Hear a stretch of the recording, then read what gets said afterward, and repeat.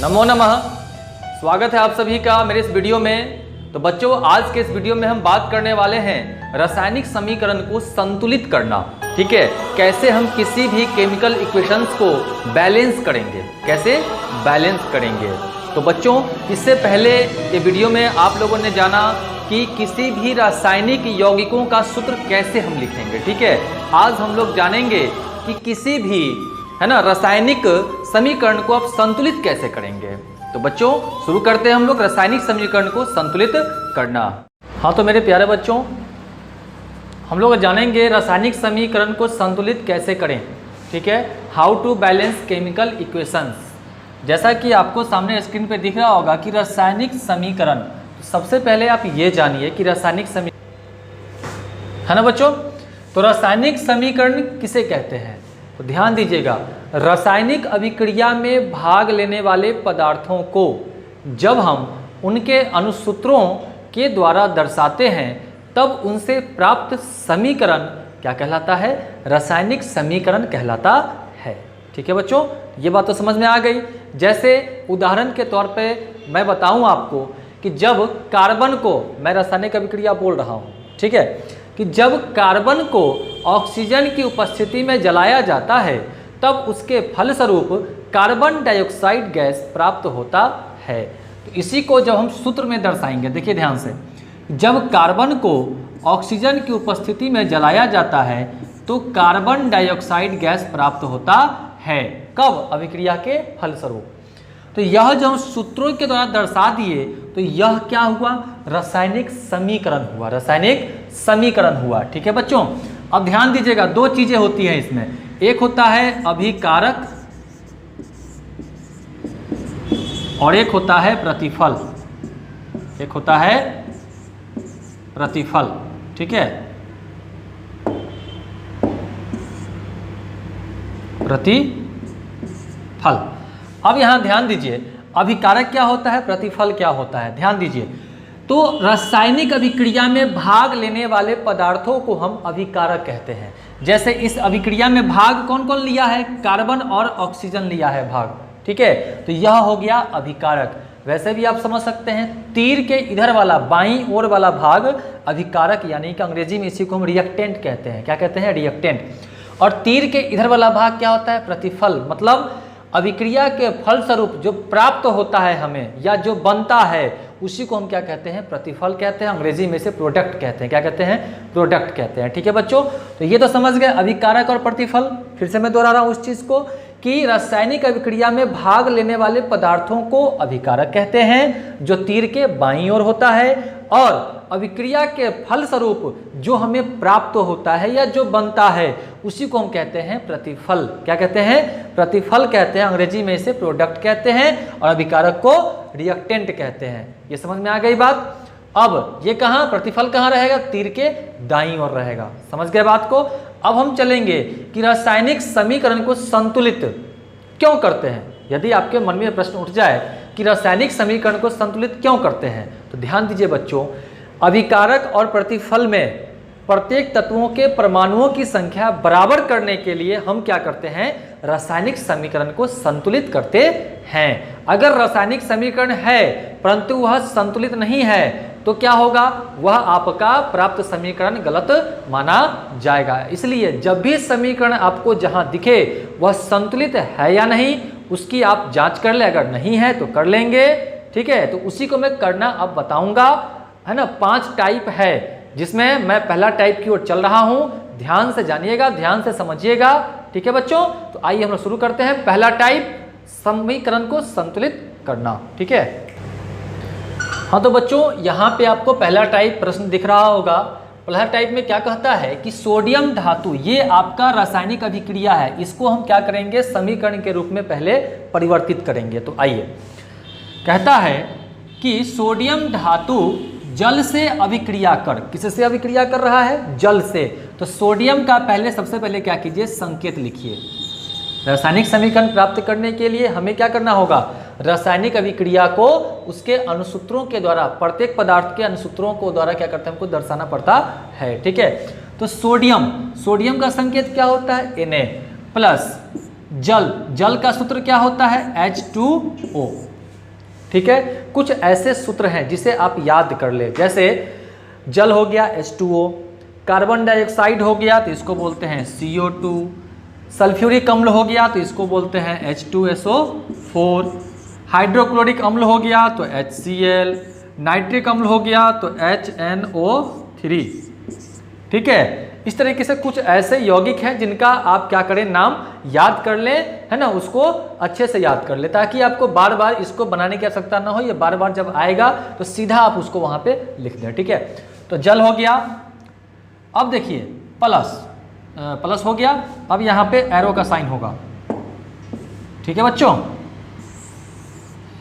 तो देखिए एरो, ये हो गया आपका अभिकारक, यानी कि दोनों क्या हुआ है, रासायनिक अभिक्रिया में भाग लिया है। ठीक है बच्चों, अब यहाँ पे अभिक्रिया कर क्या कर रहा है कि सोडियम हाइड्रोक्साइड एवं हाइड्रोजन गैस बनाती है। तो सोडियम हाइड्रोक्साइड, आप कहेंगे कि सर ये सूत्र आप कैसे लिख रहे हैं, तो बच्चों इससे पिछले वीडियो में आप लोगों ने देखा होगा कि मैंने वही बताया था कि किसी भी रासायनिक यौगिकों का सूत्र आप कैसे लिखेंगे, तो उस वीडियो में जाके आप वहां से देख सकते हैं। ठीक है, कोई दिक्कत हो पूछिए हमसे। ठीक है, सोडियम हाइड्रोक्साइड एवं क्या हाइड्रोजन गैस प्राप्त होता है। ठीक है, अब कहिएगा सर हाइड्रोजन गैस को H2 कैसे लिखा गया, कोई भी गैसेस स्टेट जैसे हाइड्रोजन हो गया तो H2 लिखाएगा, ऑक्सीजन हो गया तो O2 लिखाएगा। ठीक है, अगर मान लीजिए उसको हम क्या कहते हैं, मॉलिक्यूलर फॉर्म भी कहते हैं, उसको मॉलिक्यूलर फॉर्म भी कहते हैं, इस चीज का ध्यान रखिएगा। ठीक है, अब इसको हमें क्या करना है, बैलेंस करना है। बैलेंस करने में क्या करना है हमको, तो ध्यान रहे दोनों तरफ प्रत्येक तत्व के परमाणुओं की संख्या को बराबर कर देना है। अब इसको समझते हैं कि परमाणुओं की संख्या क्या होती है, ध्यान दीजिए। जैसे मैं यहां लिखूं H2SO4, ये बहुत ही इंपॉर्टेंट चीज है, बेसिक है, इसको समझिए। इसको हम क्या पढ़ेंगे, ये तो है आपका सल्फ्यूरिक अम्ल का सूत्र है। ठीक है, इसको पढ़ेंगे, ये यहाँ पे अणु का स्थान होता है, यह जो स्थान है यह क्या है, अणु का स्थान है। तो अणु के स्थान पे कुछ नहीं तो क्या है, एक है। ठीक है, तो इसको पढ़ेंगे सल्फ्यूरिक अम्ल के एक अणु में हाइड्रोजन के 2 परमाणु, सल्फर के 1 परमाणु, कुछ नहीं तो यहाँ भी क्या है, 1, और इसका परमाणु का हमेशा अणु के साथ गुना होकर के टोटल परमाणु निकलता है। ठीक है, तो सल्फर का 1 परमाणु और ऑक्सीजन का 4 परमाणु उपस्थित है। उसी प्रकार से अगर मैं यहां लिखूं CO2, तो अभी आप क्या पढ़ेंगे, कार्बन डाइऑक्साइड के 1 अणु में, कुछ नहीं तो क्या है यहाँ पे 1, ये अणु का स्थान होता है यहाँ पे। ठीक है बच्चों, तो कार्बन डाइऑक्साइड के 1 अणु में कार्बन के कितने, 1 परमाणु, ऑक्सीजन के 2 परमाणु उपस्थित हैं। अगर मैं यहीं पे लिख दूं यहाँ पे 4 अणु के स्थान पे, या फिर मैं इसी चीज को दूसरे शब्दों में कहूं कि कार्बन डाइऑक्साइड को हम 4 से गुना कर दिए।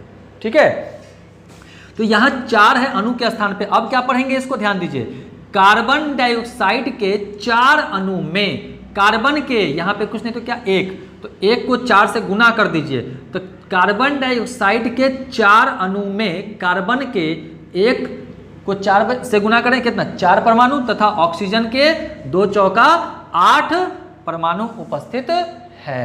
ठीक है, ये 4 को 4 दूनी 8 परमाणु उपस्थित हैं। इस तरीके से आप पढ़ लेंगे। अब हम चलेंगे इसको बैलेंस कैसे किया जाए, ये तो पढ़ना जान गए आप। अब यहाँ देखिए कि यहाँ सोडियम धातु है, इसमें क्या है, यौगिक समझते होंगे, तत्व और यौगिक। तत्व क्या होता है, अकेला कोई भी होगा तो वो क्या होगा, तत्व होगा। और ये क्या है, 2 तत्वों है ना का मिलन है यहाँ पे, तो क्या हो जाएगा, ये यौगिक कहलाएगा। क्या कहलाएगा, यौगिक। यह भी क्या है, यौगिक है। यहाँ पे सोडियम, ऑक्सीजन, हाइड्रोजन, 3 तत्वों का यहाँ पे क्या है, मिश्रण है। तो ये क्या है, मिश्रण मतलब कि यहाँ पे मिक्स हो रखा है, मतलब आपस में अभिक्रिया करके बन रखा है। तो यहाँ पे तीनों क्या हो गया, तो इसको एक साथ पढ़ेंगे यौगिक। लेकिन यहाँ पे कौन कौन इस यौगिक, कोई पूछेगा कि जल के, है ना, जल एक यौगिक है, तो इसके अवयवी तत्व कौन कौन है, तो किससे मिलकर के बना है, तो हाइड्रोजन और ऑक्सीजन से मिलकर बना है, इसलिए इसके अवयवी तत्व हो जाएंगे हाइड्रोजन और ऑक्सीजन। अब चलेंगे इसको हम कैसे बैलेंस करें। ठीक है बच्चों, तो आइए अब इसको बैलेंस कैसे करें, ध्यान दीजिए। हाँ तो बच्चों यहां देखिए, प्रश्न देखिए, उसी को मैंने क्या किया है, एक फेयर करके यहाँ पे मैंने तैयार कर लिया। ध्यान दीजिए, यही था आपका प्रश्न, इसी को मैंने क्या किया, एक फेयर के तौर पे मैंने यहाँ पे ले लिया। अब यहाँ ध्यान दीजिए कैसे हमको बैलेंस करना है, तो ध्यान दीजिए, प्रत्येक तत्व के परमाणुओं की संख्या अभिकारक और प्रतिफल में यदि आप बराबर कर देंगे तो वह संतुलित हो जाएगा। यही करना ही होता है, ठीक है। अनुमान विधि से, एक चीज़ मैं आपको बता दूं कि किस विधि से, अनुमान विधि से आपको संतुलित करना मैं बता रहा हूं, क्योंकि यही आपको पढ़ना है, ठीक है बच्चों। अब यहाँ पे देखिए कि सोडियम कितना है, इधर 1 है, इधर कितना है, इधर भी 1 है, 1 परमाणु है, ठीक है। अब हाइड्रोजन का कितना परमाणु है, इधर 2 परमाणु है, इधर कितना है 1 और यहाँ 2, कितना हो गया 3 हो गया, ठीक है। यहाँ पे सोडियम तो इसका हालचाल ठीक था पहले, लेकिन जैसे ही हाइड्रोजन का हमने हालचाल जानना शुरू किया तो हाइड्रोजन का इधर 2 परमाणु और इधर 2 और 1 यहाँ कितना हो गया 3 परमाणु उपस्थित है, कितना 3 परमाणु। तो अब इसको हमको क्या करना है, बराबर करना है। तो इधर 3 है तो सिंपल सा आप जानते हैं कि 1 देने से कोई फायदा नहीं है, किसी भी संख्या को 1 से गुना करें उसमें कोई परिवर्तन नहीं होता है, ये तो आप लोग जानते ही होंगे, है ना। तो यहाँ पे देखिए यदि हम यहाँ पे 2 से स्टार्ट करेंगे, इसके अणु के स्थान पे यदि हम 2 दे दें, या फिर इसी को हम दूसरे शब्दों में कहें कि जल को आप क्या करें 2 से गुना कर दें, ठीक है। अब यहाँ पे 2 दे दिया मैंने, तो अब क्या हो गया ध्यान दीजिएगा, हाइड्रोजन हो गया 2 दूनी 4, गुना होकर के 2 दूनी 4, गुना होगा दोनों का 2 दूनी 4, और इधर कितना है 2 यहाँ और 1 यहाँ 3, एक कमी है इधर। तो यदि हम यहाँ 2 दे दें तो ध्यान दीजिए ये 2 जो है इसके लिए भी होगा, इसके लिए भी होगा, इसके लिए भी होगा, ये अणु के स्थान पे अगर 2 हम दे दें, ध्यान दीजिएगा, तो ये 2 सोडियम के लिए भी होगा, ये 2 ऑक्सीजन के लिए भी होगा और यह 2 हाइड्रोजन के लिए भी होगा, ठीक है बच्चों। तो हाइड्रोजन 2 यहाँ 2 यहाँ 4 हो गया, तो हाइड्रोजन का हो गया हालचाल ठीक। अब आइए हालचाल जानना शुरू करते हैं हम लोग ऑक्सीजन का। तो ऑक्सीजन देखिए यहाँ पे कितना है, ये 2 ऑक्सीजन के लिए भी होगा ना बच्चों, तो ये 2 है यहाँ पे ऑक्सीजन, है ना। और यहाँ देखिए ये 2 इसके लिए भी, तो यहाँ भी क्या हो गया ऑक्सीजन 2 हो गया, ऑक्सीजन का हालचाल भी ठीक हो गया। अब फिर से एक बार शुरू करते हैं हम लोग। सोडियम इधर 1 है, इधर 2 है, कोई बात नहीं, यहाँ 2 दे दीजिए, सोडियम हो गया, इसका एकदम ओके काम। अब यहाँ देखिए हाइड्रोजन 2 दूनी 4, इधर कितना है 2 यहाँ और 2 यहाँ 4, कहानी खत्म। अब आइए ऑक्सीजन के कहानी पर, इसका कहानी क्या कहता है कि 2 यहाँ है ऑक्सीजन और 2 यहाँ है ऑक्सीजन, तो कितना हो गया, इधर भी 2 और इधर भी 2, बराबर हो गया ना, हो गया ना।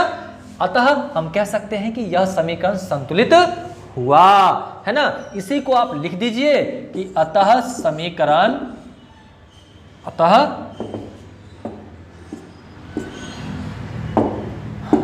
अतः समीकरण संतुलित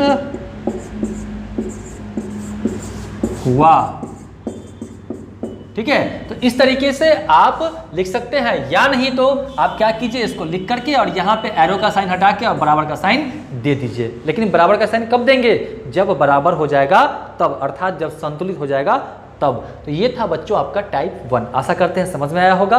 अब चलेंगे हम लोग टाइप 2 की ओर, ठीक है बच्चों। ये है आपका टाइप 2 क्वेश्चन जो आपको दिख रहा होगा, ठीक है। यहां ध्यान दीजिए टाइप 2 में क्या कहता है कि हाइड्रोजन सल्फाइड, ध्यान दीजिएगा, हाइड्रोजन सल्फाइड गैस हवा में जलकर सल्फर डाइऑक्साइड गैस एवं जल बनाती है, ठीक है ना बच्चों। अब यहां देखिए हाइड्रोजन सल्फाइड, हाइड्रोजन सल्फाइड का सूत्र क्या होता है H2S, कैसे होता है ये आपको पता होना चाहिए, क्योंकि मैंने इसे पिछले वीडियो में बनाया था, वहां पे मैंने बताया था कि किसी भी रासायनिक यौगिकों का सूत्र आप कैसे लिखेंगे, तो वहां उस वीडियो में जाकर के आप सीख सकते हैं। कोई दिक्कत हो आप पूछिए हमसे, कमेंट कीजिए, पूछिए हमसे, ठीक है, कोई दिक्कत नहीं है। अब यहाँ पे हाइड्रोजन सल्फाइड का H2S, ठीक है। उसके बाद गैस हवा में जलकर, हवा मतलब क्या, यहाँ पे ऑक्सीजन, O2 लिखाएगा, ये गैसियस स्टेट होता है, मॉलिक्यूलर फार्मूला क्या होता है ऑक्सीजन का, O2 होता है, ठीक है। जलकर सल्फर डाइऑक्साइड, सल्फर डाइऑक्साइड का सूत्र क्या आ जाता है SO2, ठीक है बच्चों। अब केमिस्ट्री में कुछ ऐसे 1-2, वैसे तो 1-2 आप पढ़े होंगे, है ना, ONE1 TWO2 होता है, हिंदी में 1 2 3 4 पढ़ते हैं, ठीक है। उसी प्रकार से रसायन के भाषा में भी 1 2 3 4 को अलग, है ना, तरीके से बोला जाता है। जैसे 1 को अन या हेन कहा जाता है, 2 को डाई डू कहा जाता है, डाई या डू कहा जाता है, 3 को ट्राई, 4 को टेट्रा, 5 को पेंटा, 6 को हेक्सा, 7 को हेप्टा, 8 को ऑक्टा, 9 को नोना, 10 को डेका, इस तरीके से बोला जाता है। तो मैं बताऊंगा अगले चैप्टर में जो पढ़ाऊंगा मैं, है ना, कार्बन एवं उसके यौगिक, तो उसमें मैं इस चीज़ का ढेर सारा मैं चर्चा करूंगा, ठीक है। अब यहाँ देखिए सल्फर डाइऑक्साइड, एवं क्या बनाती है, जल बनाती है। तो जल का सूत्र क्या होता है जानते ही हैं, H2O। ये क्या हो गया, रासायनिक अभिक्रिया से हमने क्या किया, रासायनिक समीकरण प्राप्त कर लिया। कैसे, तो इसको मैंने अनुसूत्रों के द्वारा दर्शा दिया, रासायनिक समीकरण प्राप्त हो गया। यह क्या है, अभिकारक, तीर के इधर क्या है, अभिकारक है, मतलब यह रासायनिक अभिक्रिया में भाग लिया है। और तीर के इधर वाला क्या है, प्रतिफल है। क्या है, प्रतिफल है। ठीक है, मतलब ये दोनों जब मिला है तो ये प्राप्त हुआ है, यह बना है। ठीक है, वो प्रतिफल हो गया। इसको अंग्रेजी में बोलते हैं रिएक्टेंट, इसको बोलते हैं प्रोडक्ट। ठीक है, तो ये तो हो गया आपका। अब चलिए हम लोग चलते हैं, इसको बैलेंस कैसे किया जाए। ठीक है, तो अब यहाँ ध्यान दीजिए, बैलेंस के लिए मैंने एक फेयर किया इसको, इसी समीकरण को। अब ध्यान दीजिए, हाइड्रोजन सल्फाइड को जब ऑक्सीजन में जलाया जाता है तो सल्फर डाइऑक्साइड और क्या, जल प्राप्त होता है। इसको बैलेंस कैसे करेंगे, ध्यान दीजिए। प्रत्येक तत्व, दोनों तरफ अभिकारक और प्रतिफल में क्या करेंगे, प्रत्येक तत्वों के परमाणुओं की संख्या को देखेंगे कि बराबर है या नहीं है। नहीं है तो करेंगे, यही तो करना होता है। और किस विधि से कर रहे हैं, अनुमान विधि से। कौन से विधि से, अनुमान विधि। अंग्रेजी विधि को कहते हैं हीट एंड ट्रायल मेथड। ठीक है, तो आइए, H2S, हाइड्रोजन कितना है, इधर 2 है, इधर कितना है, 2 है। चलिए, हाइड्रोजन का हालचाल अभी ठीक है, एकदम ठीक है। सल्फर इधर कितना है, 1 है, इधर कितना है, 1। सल्फर भी एकदम हालचाल इसका ठीक है। अब आइए ऑक्सीजन, तो ऑक्सीजन इधर 2 है और इधर कितना है, 2 यहाँ और 1 यहाँ, तो कितना हो गया, 3 हो गया। ऑक्सीजन का हालचाल यहाँ पे गड़बड़ है।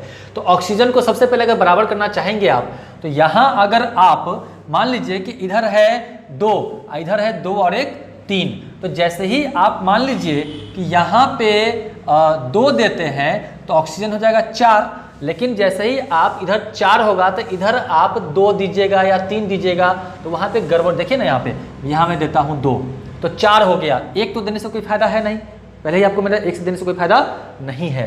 तो यहाँ पे देखिए 2 मैंने दिया, अब यहाँ 2 दिया, 4 करना होगा इधर, तो यहाँ हम 2 देंगे ना। तो यहाँ अब क्या हो गया, 2 यहाँ और 2 यहाँ, तो 4 तो हो गया ऑक्सीजन। लेकिन इसके साथ साथ अब हाइड्रोजन भी कितना हो गया, 4, तो 2 दूनी 4। तो यहाँ देखिए इधर कितना है, 2, तो यहाँ क्या देना होगा, 2 देना होगा हमको। ठीक है, तो हाइड्रोजन हो गया बराबर। अब यहाँ देखिए सल्फर भी कितना हो गया है, 2 हो गया है। सल्फर भी कितना हो गया है, 2 हो गया है। तो यहाँ कितना है, सल्फर 1 है, तो यहाँ क्या देना होगा, 2 देना होगा। ठीक है, अब यहाँ देखिए ध्यान से, हाइड्रोजन 2 दूनी 4, 2 दूनी 4, इसका ये परमाणु का इस अणु से गुना होकर के टोटल परमाणु निकलता है। तो 2 दूनी 4, इधर भी कितना हाइड्रोजन, 2 दूनी 4। चलिए, सल्फर ये 2 इसके लिए भी है, तो सल्फर कितना हो गया, 2, इधर भी कितना है, 2। ठीक है, ये 2 इसके लिए भी होगा, मैंने इसे पिछले वीडियो में आपको बता रखा है। ठीक है, अब यहाँ पे देखिए, यहाँ पे ऑक्सीजन जो है 2 दूनी 4 और इधर हो गया 2 दूनी 4 यहाँ और 2 यहाँ, कितना 6 हो गया। तो यहाँ क्या करना होगा, हमको 3 देना होगा। क्या देना होगा, 3 देना होगा, तब ना यहाँ पे 3 दूनी 6 हो जाएगा। ठीक है, अब यहाँ ध्यान दीजिए, अब थोड़ा इसको फ्रेश कर लेते हैं हम लोग।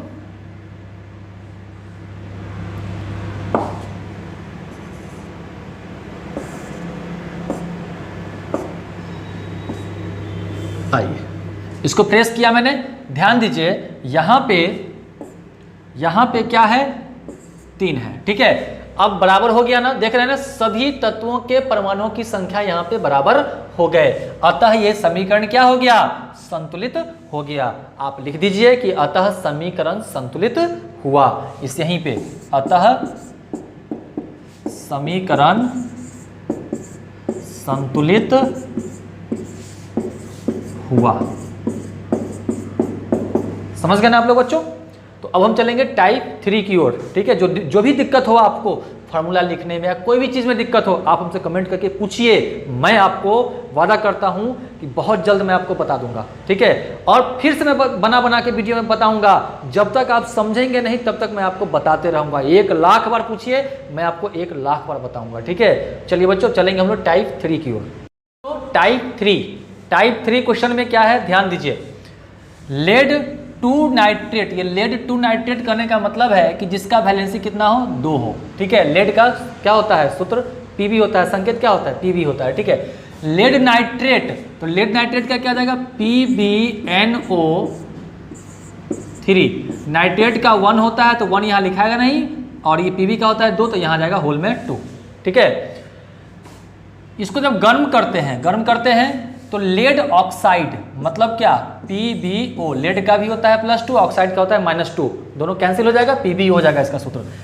नाइट्रोजन डाइऑक्साइड मतलब क्या, NO2। ठीक है, अब इसी में एक और होता है N2O, जिसे हम क्या कहते हैं, N2O भी एक होता है, ध्यान रहे, इसमें कंफ्यूज नहीं होना है। इसको बोलते हैं लाफिंग गैस, जिसे लग जाता है वो हंसते ही रहता है। ठीक है, उसके बाद है आपका ऑक्सीजन गैस प्राप्त होता है। ठीक है, इस तरीके से, सॉरी,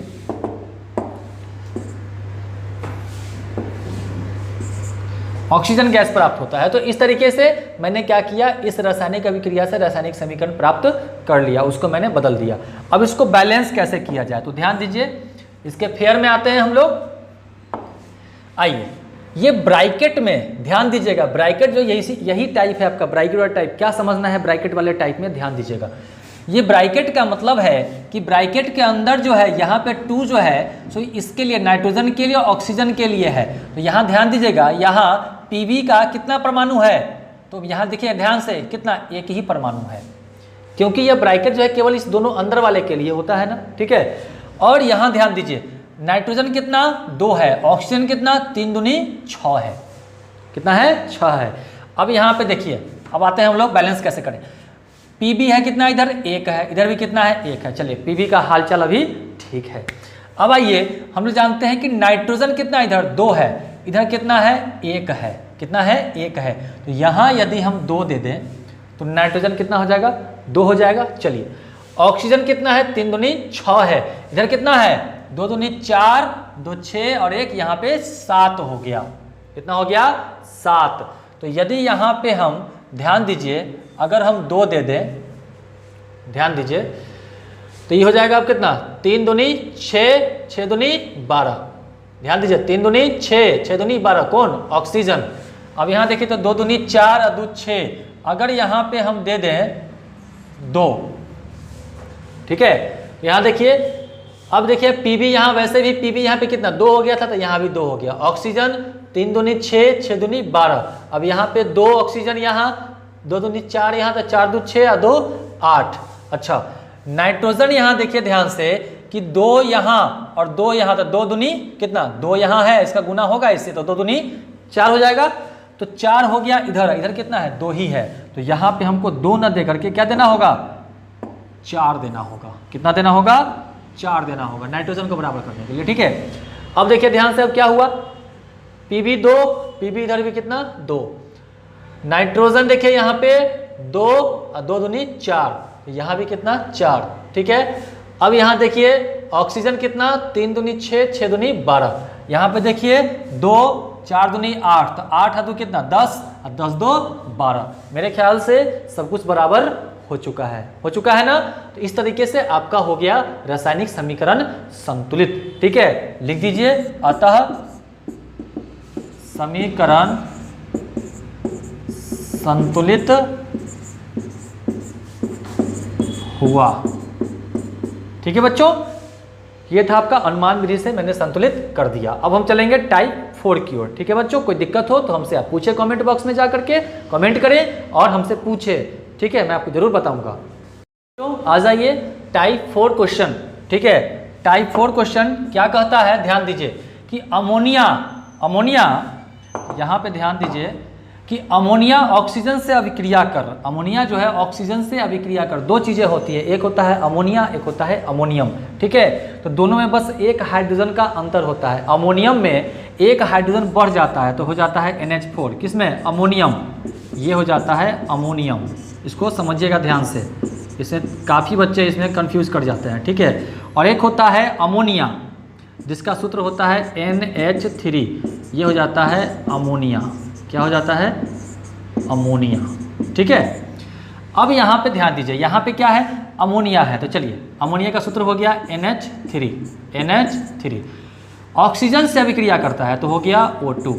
ठीक है, नाइट्रिक ऑक्साइड है ना, यहाँ देखिए नाइट्रिक ऑक्साइड, तो क्या था नाइट्रिक ऑक्साइड का NO, तथा जल बनाता है, तो जल का सूत्र क्या होता है जानते हैं आप लोग, H2O।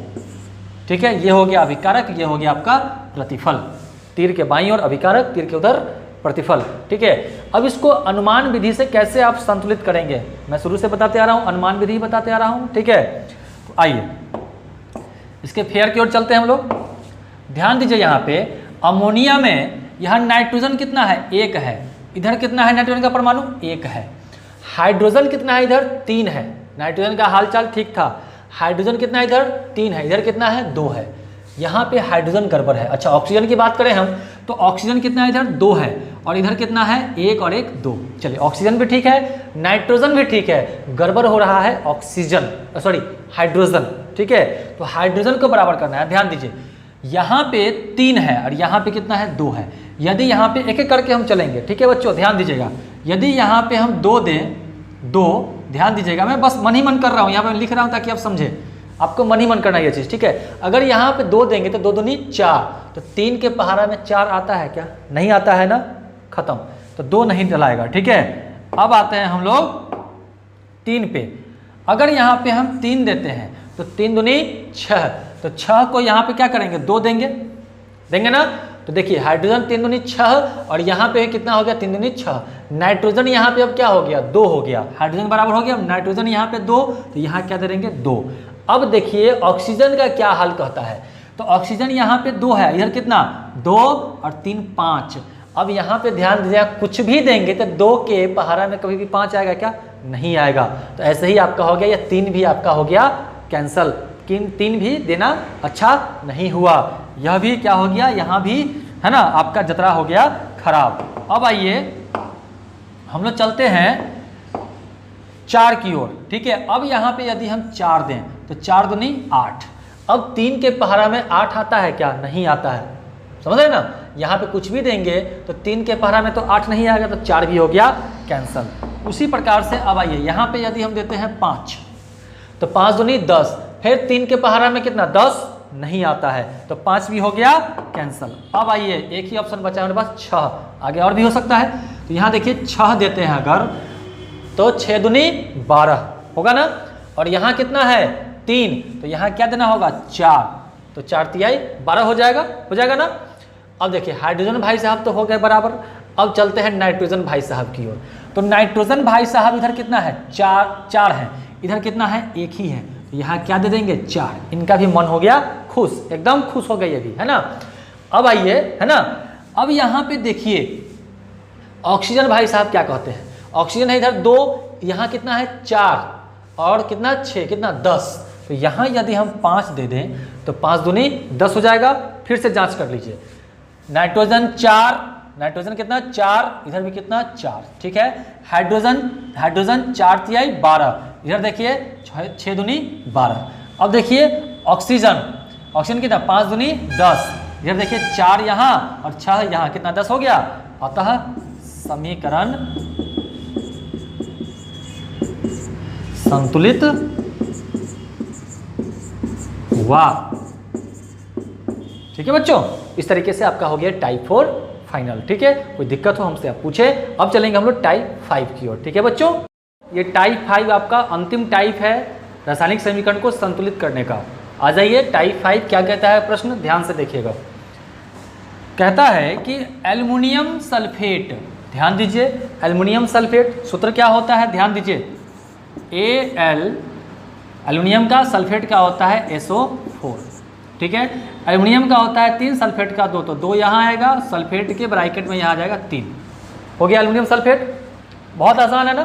ठीक है, अगर इसको आप नहीं समझ रहे हैं तो मेरा पिछले वीडियो जा करके आप वहाँ से देख लीजिएगा। मैं बता रखा हूँ इस वीडियो में कि कैसे किसी भी रासायनिक यौगिकों का सूत्र आप लिखेंगे, बड़ा ही अच्छे तरीके से मैं उस वीडियो में बता रखा हूँ, है ना। मात्र 5 सेकंड में आप जा करके उस वीडियो में किसी भी रासायनिक सूत्र को लिख सकते हैं। ठीक है, सारी बातें उसमें मैं बता चुका हूँ। तो आइए, एल्युमिनियम सल्फेट Al2SO4 का होल 3, है ना, को जब सोडियम हाइड्रोक्साइड से, इसको जब सोडियम हाइड्रोक्साइड से अभिक्रिया कराई जाती है, ठीक है, यानी Na, है ना, सोडियम हाइड्रोक्साइड यानी OH। अब क्या सोडियम हाइड्रोक्साइड, सोडियम का +1 हाइड्रोक्साइड का -1 होता है, तो दोनों +1 -1 कैंसिल, खत्म। अभिक्रिया कराई जाती है तो एल्युमिनियम हाइड्रोक्साइड, ध्यान दीजिए, एल्युमिनियम हाइड्रोक्साइड, है ना, यहाँ पे है ना, एल्युमिनियम हाइड्रोक्साइड प्राप्त होती है। तो एल्युमिनियम का होता है हाइड्रोक्साइड का OH। अब एल्युमिनियम का 3 होता है और हाइड्रोक्साइड का 1 होता है, तो एक तो यहाँ लिखा है क्या नहीं, इसके ब्रैकेट में यहाँ पे 3 लिख देंगे। एल्युमिनियम का संयोजकता चला गया हाइड्रोक्साइड पे, इसका वैलेंसी चला गया, ठीक है। और सोडियम सल्फेट प्राप्त होता है, ठीक है, ध्यान दीजिए। सोडियम सल्फेट क्या जाएगा, Na2SO4। कैसे, तो सोडियम का होता है 1, सल्फेट का होता है +2, तो 2 आ जाएगा यहाँ। सल्फेट पे 1 तो लिखाएगा नहीं, ठीक है। अब इसको बैलेंस कैसे किया जाए, इसी को हमने एक पेयर तैयार किया। अब यहाँ पे देखिए कैसे बैलेंस करेंगे, ध्यान दीजिए बच्चों, ठीक है। अब यहाँ पे देखिए एल्युमिनियम कितना है, इधर 2 है, फिर वही ब्रैकेट वाला लफड़ा है यहाँ पे, तो इसमें ज़रा घबराने वाली बात नहीं है। ब्रैकेट के अंदर जो है, जैसे होल में 3 है, तो 3 किसके लिए है, ब्रैकेट के अंदर वाले के लिए है, इसके लिए नहीं है। इसके लिए कौन होगा, जो यहाँ पे देंगे अणु के स्थान पे, तो इसके लिए भी होगा, उस सब के लिए होगा, केवल इसी के लिए नहीं बल्कि सब के लिए होगा। जो भी अणु के स्थान पे देते हैं, मैं बार बार सभी वीडियो में इस चीज़ का चर्चा कर रखा हूँ कि अणु के स्थान पे जो भी आप संख्या लिखते हैं वो सारे के लिए होता है, ठीक है। देखिए यहाँ पे एल्युमिनियम कितना है, इधर 2 है, इधर कितना है, 1 है, कितना है, 1 है, ठीक है। तो यहाँ तो सबसे पहले आपको देना होगा 2, ठीक है ना बच्चों। अब आइए, सोडियम इधर कितना है, 1 है, इधर कितना है, 2 है, तो यहाँ कितना देना होगा, 2 देना होगा, ठीक है। अब आइए, सल्फेट कितना है यहाँ पे, 3। ध्यान दीजिएगा अभी क्या क्या कर रहे हैं, ठीक है ना, क्या गड़बड़ी होगा। सल्फर कितना है यहाँ पे, 3 है, सल्फर कितना है, 3। इधर कितना है सल्फर, ध्यान दीजिए, इधर है 1 है, तो यहाँ क्या देना होगा, हमको 3 देना होगा। क्या देना होगा, 3 देना होगा, ठीक है। अब जरा ध्यान दीजिए कि ऑक्सीजन हाइड्रोजन सल्फर जैसे ही हम यहाँ पे 3 किए हैं, तो यहाँ पे सोडियम 3 गुना कितना हो गया, 6 हो गया, और यहाँ पे कितना है, 2 ही है, तो यहाँ पे क्या देना होगा हमको, 2 नहीं बल्कि क्या देना होगा, 6 देना होगा। क्या देना होगा, 6 देना होगा, ठीक है। अब देखिए सोडियम तो हो गया 6। अब आइए फिर मिलाते हैं, एल्युमिनियम 2, एल्युमिनियम 2, ठीक है। उसके बाद सल्फर 3, सल्फर 3, ये 3 इसके लिए भी सबके लिए है, ठीक है। उसके बाद ऑक्सीजन है, ये 4 तिहाई 12 है ना। अच्छा, यहाँ पे 3 दिए थे, तो सोडियम कितना हो गया था, 3 दूनी 6 हो गया था, तो यहाँ पे मैंने क्या कर दिया, इस सोडियम को 6 करने के लिए यहाँ पे मैंने 6 दे दिया, ठीक है बच्चों। अब आइए यहाँ पे कि क्या कहता है, अब देखिए ऑक्सीजन 4 तिहाई 12 और 6 यहाँ कितना, 18 हो गया। 4 तिहाई 12 यहाँ और 6 यहाँ कितना, 18 हो गया। अब इधर देखिए 3 दूनी, ये 3 जो है 3, या इसके लिए भी है, तो 3 दूनी 6, ध्यान दीजिएगा, और 4 तिहाई 12, तो 12 और 6 कितना, 18, ऑक्सीजन ठीक है। अब आइए हाइड्रोजन में चलते हैं हम लोग। हाइड्रोजन कितना है, इधर 6 है, इधर कितना है, देखिए यहाँ 3, यहाँ 3 दूनी 6, मेरे ख्याल से संतुलित हो गया ना। फिर से मिला लीजिए तो एक बार, एल्युमिनियम 2, एल्युमिनियम 2, ठीक है। सल्फर कितना, 3, सल्फर यहाँ पे 3, ये 3 इसके लिए है ना। अब यहाँ देखिए ऑक्सीजन 4 तिहाई 12 और 6 यहाँ, तो कितना, 18 हो गया। अब यहाँ देखिए 3 और 3 दूनी 6 यहाँ, और इधर 4 तिहाई 12 और 6 कितना, 18 हो गया। ऑक्सीजन का भी काम खत्म है ना। सब भाई सब खुश है एकदम। अब यहाँ देखिए हाइड्रोजन आता है, अब तो हाइड्रोजन कितना है, इधर 6 है, इधर कितना है, 3 यहाँ, 3 दूना 6 गुना होगा, 3 दूना 6, संतुलित हो गया। दोनों तरफ सभी तत्वों के परमाणु की संख्या बराबर हो गई, अतः संतुलित हो गया। लिख दीजिए, अतः समीकरण संतुलित हुआ, ठीक है।